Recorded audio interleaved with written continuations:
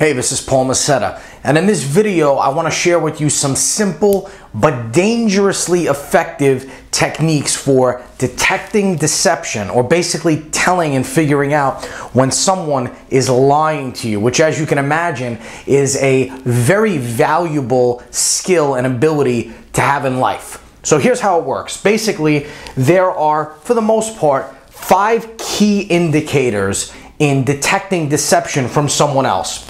The first one is a strange answer, or an answer that just seems a bit off. So you know it's a Friday night, you know that your child or your teenager rarely, if ever, has never slept over a friend's house. You know that there's a big party going on, but your teenager tells you that they chose this specific night to sleep over their friend's house. So you have some preconceived knowledge about something that seems to be very coincidental with something that someone's telling you that's not really making sense. So what you should do is use your perception, use your common sense, and there might be a need to worry there. There might be a need for concern. So if you ever hear an answer from someone that doesn't quite make sense or seems a little unusual, and you pair that with some preconceived knowledge that you know about something that could possibly tie them together, that could be a key indicator. Second one is brain scramble.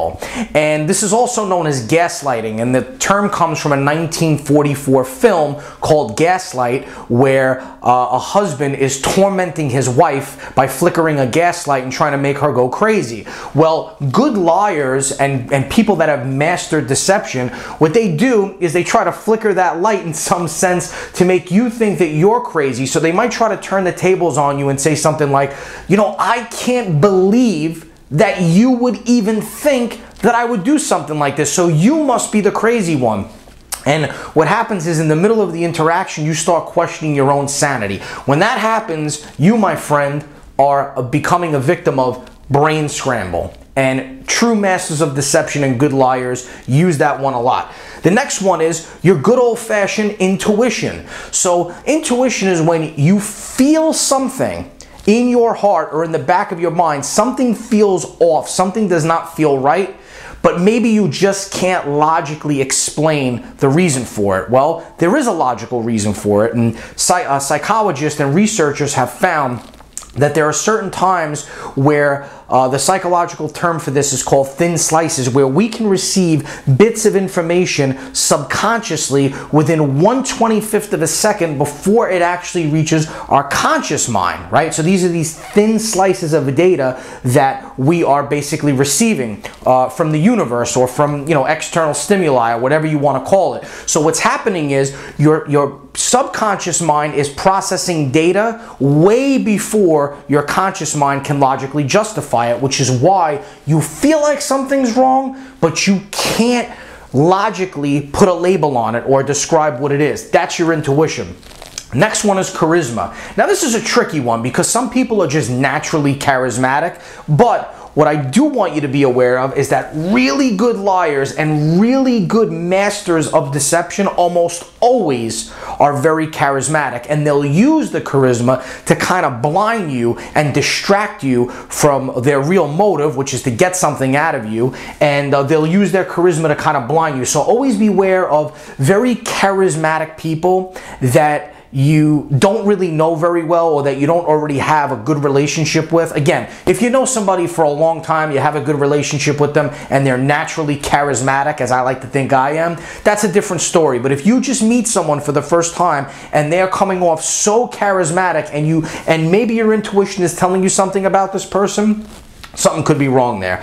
Last one is, of course, manipulation, right? So at the center of deception and lying is usually some form of manipulation, right? So when manipulation is going on, you can be sure that you're dealing with a liar, you're dealing with someone that's trying to deceive you. So now when these 5 key indicators come together, so if you're experiencing more than one of them at the same time, chances are someone's lying to your face. Now, when we get to the bottom line, to the platform of everything, which is manipulation, there are 5 stages of manipulation, right? And this has actually been documented and proven on a special that I watched one time, where they actually go through the mind frame of a master manipulator and identify the stages that they go through when they're manipulating someone. So the first one is they identify a victim, right? So there's got to be somebody to manipulate. So they'll usually focus on someone that they believe is weak-minded or vulnerable. They'll identify that person. They will gather intelligence about that person. So they will figure out what they like, what they don't like, what they fear, what they enjoy, and they'll basically try to figure out what this person's emotional triggers are by gathering intelligence about them. The next thing that they'll do is they will provide value. And it doesn't necessarily have to be monetary value, although it could be emotional value. So once they've gathered the intelligence about someone, they know what they like, they know what they enjoy, they go out of their way to be the person that provides those things for them. Why? So they can establish rapport and they can build a connection with this person.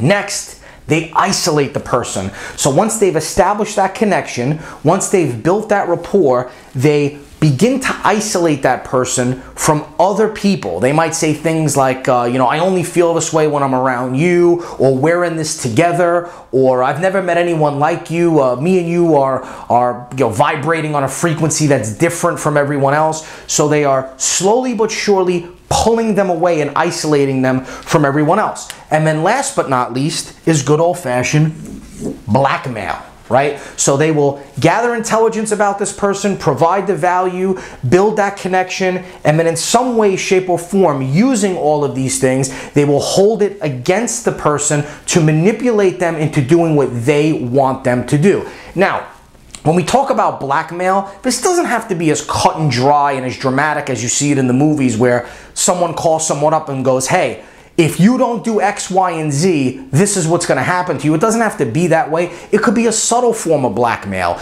It could be something like the person shares a secret with you that they don't want anyone else to know about, but if other people knew that you knew the secret, it could potentially hurt you. So they share something with you, and then they tell you that if you don't do X, Y, and Z, they're going to tell everyone else that you know about the secret. And again, that could be something that hurts you. So blackmail can come in many different forms and it can take place on many different levels. But this is essentially how it works, right? So this is detecting deception 101.